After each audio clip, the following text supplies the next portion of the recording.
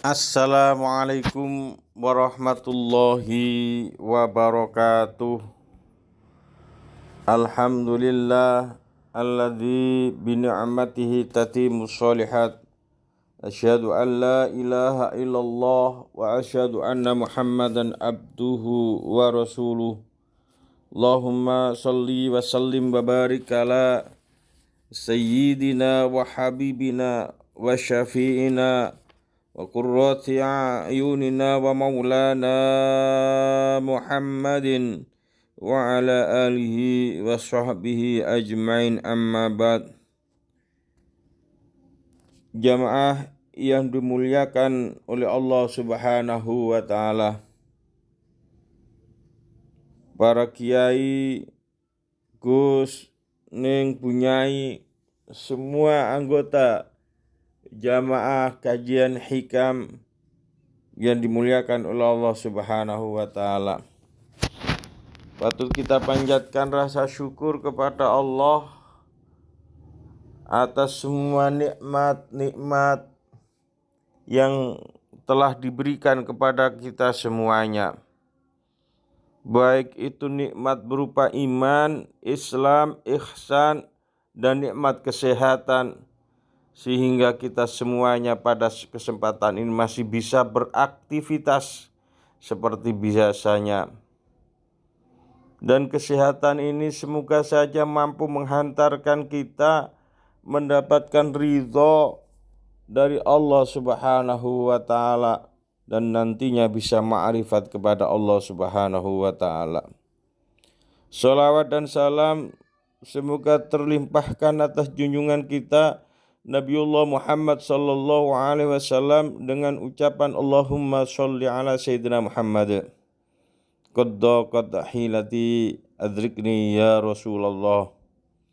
Jamaah yang dimuliakan oleh Allah Subhanahu wa taala, alhamdulillah kita sudah masuk pasal yang ke-34, dan insya Allah pasal 34, 35 digabung menjadi satu karena keduanya menerangkan tentang permulaan dan perakhiran.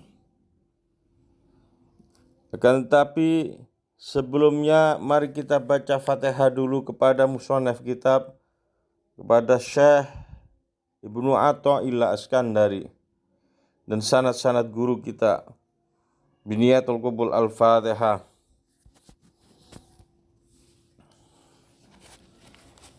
Bismillahirrahmanirrahim. Min alamatin najhi, utawi iku setengah saking piro-piro alamate berhasil. Fin nihayati, ing dalem pungkasan, arruju'u utawi balik, ilallahi maring Allah, fil bidayati, ing dalem piro-piro kawitane. Artinya sesuatu tanda akan lulusnya seseorang pada akhir perjuangannya jika selalu tawakal menyerahkan kepada Allah sejak awal perjuangannya. Sarannya demikian: siapa saja yang memperbaiki suluknya pada permulaan kepada Allah Subhanahu wa ta'ala, pasrah dan minta pertolongan hanya kepada Allah supaya diberi bisa wusul kepadanya, dan tidak mengandalkan amalnya yang berpenyakit, maka pada akhirnya akan mendapatkan kelulusan, bisa wusul kepada Allah, dan diberi keselamatan, tidak putus di tengah jalan. Ada sebuah kata hikmah dari Arif Billah.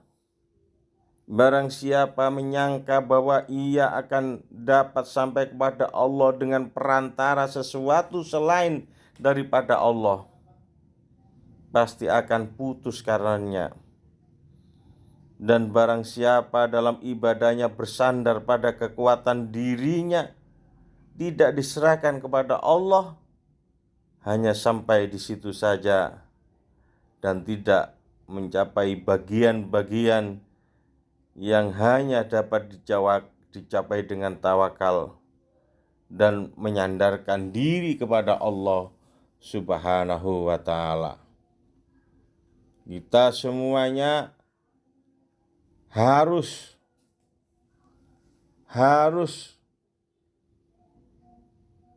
selalu tawakal dan mohon pertolongan kepada Allah Subhanahu wa ta'ala agar bisa wusul kepada Allah Subhanahu wa ta'ala. Insya Allah, kalau kita tidak iktimat dengan amal kita, tidak iktimat dengan kekuatan rohania kita, atau hal-hal selain Allah, maka Allah akan memfutuh kita sehingga kita bisa wusul kepadanya. Pada pasal yang ke-35 disebutkan man asyraqat bidayatuhu asyraqat nihayatuhu.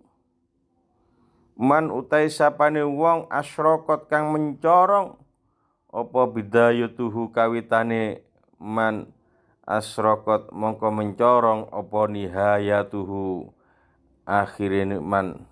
Artinya barang siapa yang bersinar terang dengan taat di masa permulaannya salik, pasti akan bersinar terang pula di masa akhirnya dengan cahaya nur ma'rifat.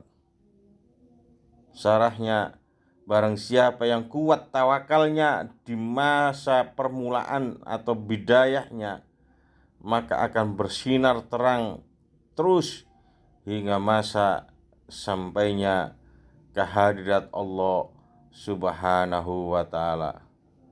Niat kita tata, hati kita tata, bahwa kita kuatkan tawakal kita kepada Allah Subhanahu wa ta'ala. Di saat kita mulai berangkat salik dengan niat yang kuat tawakal kepada Allah Subhanahu wa ta'ala, di akhirnya kita akan mendapatkan futuh dari Allah Subhanahu wa ta'ala dan bisa wusul kepadanya. Kurang lebihnya mohon maaf.